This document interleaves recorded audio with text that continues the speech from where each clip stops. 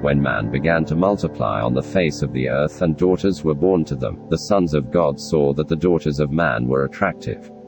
And they took as their wives any they chose. Then the Lord said, My spirit shall not abide in man forever, for he is flesh, his days shall be 120 years. The Nephilim were on the earth in those days, and also afterward, when the sons of God came into the daughters of man and they bore children to them. These were the mighty men who were of old, the men of renown. Hey folks, Julius here, also known as Twisted Christian.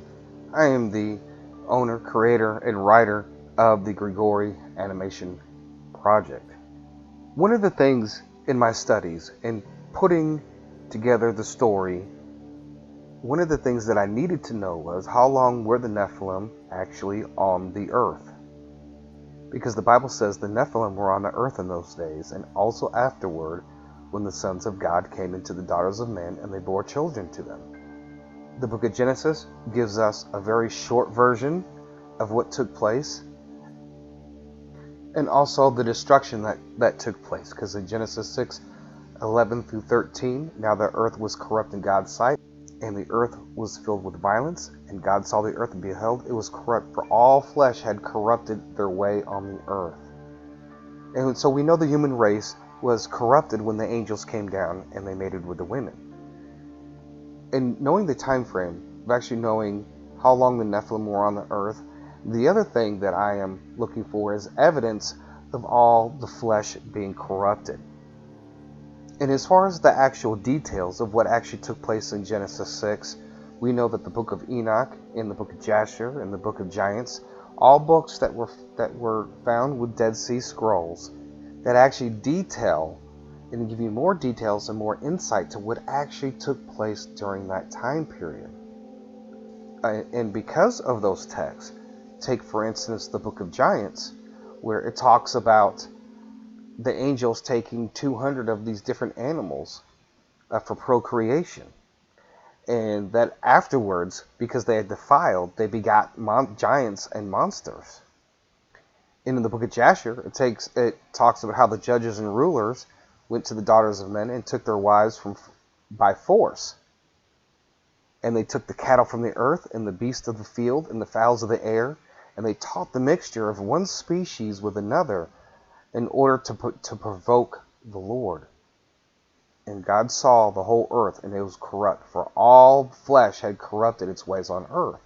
So that's the reason for the corruption of the flesh when he's talking in Genesis chapter 6, verse 11. All the flesh was corrupted. And some people have an issue with the book of Jasher, but it is mentioned several times in the Bible, and in 2 Timothy, he quotes the story of Moses, Jannes, and Jambres.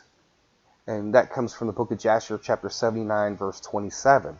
So 2 Timothy is quoting that particular story from the book of Jasher.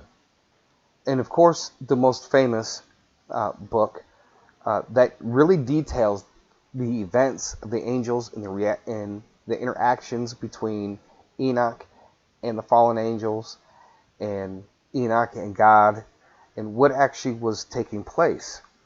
And here we do see the same similar story in Genesis 6. And it just gives more details. But again, in the book of Enoch, chapter 6, and it came to pass when the children of men had multiplied, that in those days were born unto them beautiful and comely daughters. And the angels, the children of heaven, saw and lusted after them, and said to one another, Let us choose wives from among the children of men, and begat us children. Then it goes into the naming of the Pacific angels. And then in chapter 7, verse 1, and all the others together with them took unto themselves wives, and each chose for himself. And they began to go in unto them, to defile themselves with them, and they taught them charms and enchantments, and the cutting of roots, made them acquainted with plants, and they became pregnant, and they bare great giants, whose height was 3,000 ells, who consumed all the acquisitions of men. And when men could no longer sustain them, the giants turned against them, and devoured mankind. And they sinned against the birds, the beasts, the reptiles, and the fish, and to devour one another's flesh, and to drink the blood. So again, we see a similar story. detailing the same event. So I'm pretty much convinced. And you have to remember, not all angels look human. And there are different types of, there is an order of angels. I am categorizing all sons of God that are spiritual beings as angels, right? Whether they're seraphims or cherubims or whatever the case, but not all of them look human. The first thing is that we have been, and a lot of other people have been looking for evidence, real evidence, of these giants and also hybrid animals, whether they be half human and half animal, like the Minotaur, the Centaur, the Satyr, and many other creatures that could have been mixed up into all this. And people will say that, well, the flood wiped everything out and that's why there's no evidence. But one of the things that I am realizing, that the Nephilim were on the earth for a long time. So they would have lived and died, whether they die from natural causes or whether they die from being in battle or being murdered or whatever the case. So many of these beings would have been buried. And so when we look at the Middle East, and we should see tons of evidence, right? But we have not come across that. And of course there is, people will say, well, they're trying to hide these things. And yes, very well, they probably have been. But there should be plenty of evidence, because these beings lived and died and they procreated. Of course, the next thing is, how long were they down here on earth? And that's the question that I'm going to answer today. And in the book of Enoch, chapter 6, verse 6, and there were all 200 who descended in the days of Jared on the summit of Mount Hermon. So in the days of Jared is when the angels first came down and mated with the women. So let's get into the time frame, and let's add this up and put it into perspective of actually how long they were here. So in Genesis chapter 5, right, we get the genealogy, and so we're going to go ahead and break it down, and so that we could actually get a time frame. So first of all, we do know that it was at least for 600 years the Nephilim were on the earth, because in Genesis chapter 7, it says that Noah was 600 years old when the floodwaters came upon the earth. So we know for at least 600 years the Nephilim were on the earth before the flood. So looking at the genealogy of Genesis chapter 5, we have to look at, did the days of Jared start when he was born, or did it start when he first fathered a child? Because it seems as if in Genesis chapter 5, each major figure in the age and their firstborn son. But in Genesis chapter 5, verse 15, it says, when Mahalalel had lived 65 years, he fathered Jared. When Jared had lived 162 years, he fathered Enoch. When Enoch lived 65 years, he fathered Methuselah. Now, one of the interesting things about Methuselah is that most scholars will agree that he died in the year of the flood. And then it goes to mention when Methuselah had lived 187 years, he fathered Lamech. When Lamech had lived 182 years, he fathered a son and called his name Noah. So what we're going to do is, I'm just going to go ahead and add up the years total from the day that Jared was born all the way up through till when Noah got onto the boat. All right, so basically by adding each of the patriarchs' age at the time of their first son, when you actually add it up, Jared lived 162 years plus Enoch 65 years, 187 years Methuselah, 182 with Lamech. Then after Noah was 500 years old, Noah fathered Shem, Ham, and Japheth. So when you actually add those numbers up, you get a total of 1,196 years. Noah entered the ark at 600. Here he's named as being a father at 500 years old. So you add that, and that equals 1,196. Or you could add it up the same way, but you just take the first two, when Jared had lived 162, when Enoch lived 65 years. Then you add the total amount of years of how long Methuselah lived, which is exactly 1,196 years. So that is from the time that Jared was actually born. Because in the text it says, in the days of Jared. And just like how it says, how they talked about the days of Noah. And see, when these patriarchs, when they bore their first son, is when they were recognized. And so it says that in the days of Jared. So if you actually take the 1,196 is the total amount of years. So we're going to narrow this down a little bit. Only because Jared wasn't mentioned, his lineage, his genealogy isn't mentioned, of course, until he fathers his first son. So we would assume that 162 years is when the days of Jared is actually recognized, just like the days of Enoch, the days of Methuselah, and the days of Noah.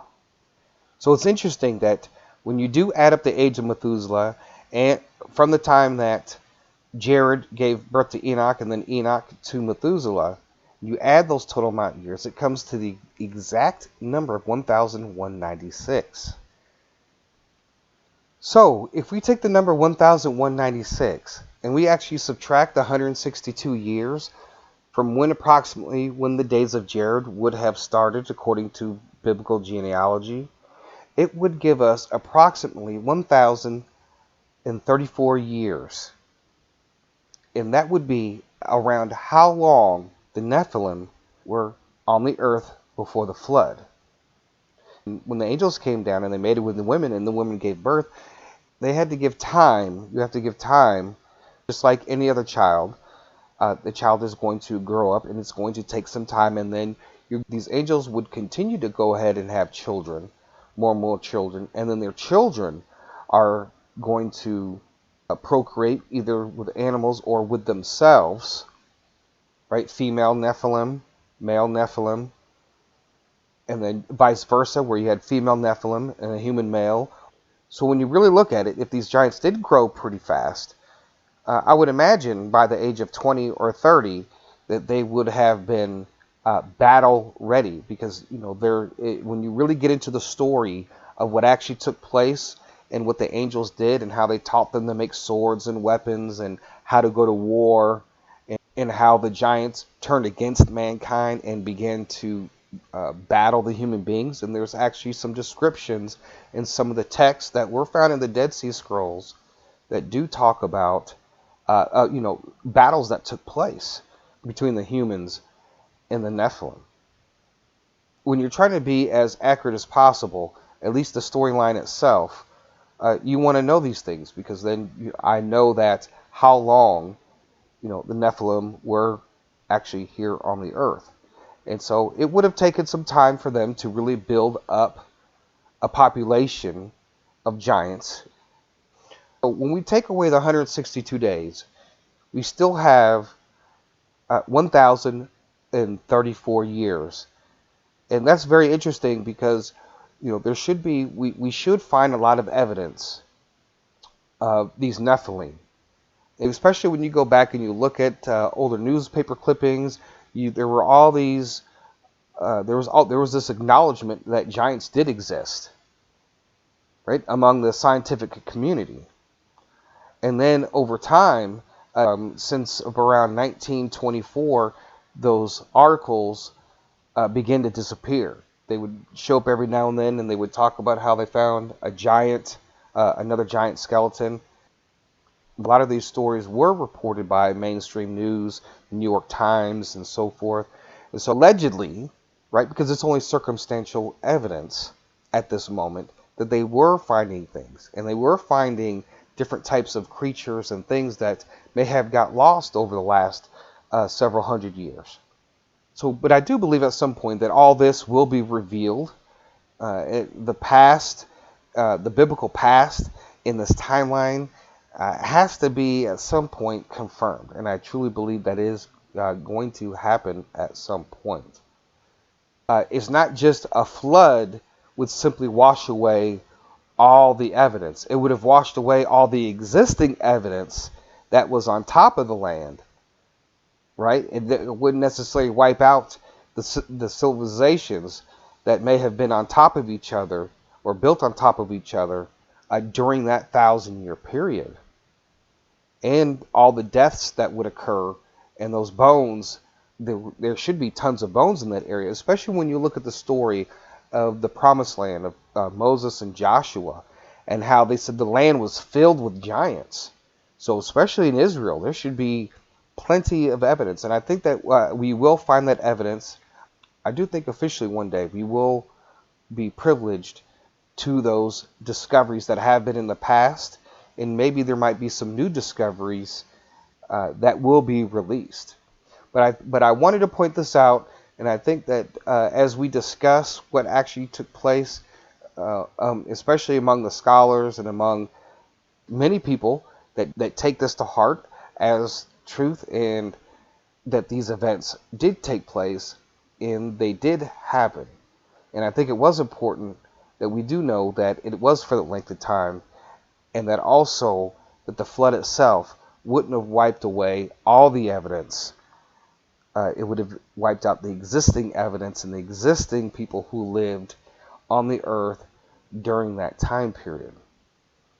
We know that according to the book of Enoch, it says that when God pronounced his judgment on the giants in the book of Enoch, because they are angel and spirit, first they would live to 500 years of age, but secondly, that when they do die, their spirits will roam the earth trying to hurt mankind, which some people call unclean spirits or demons.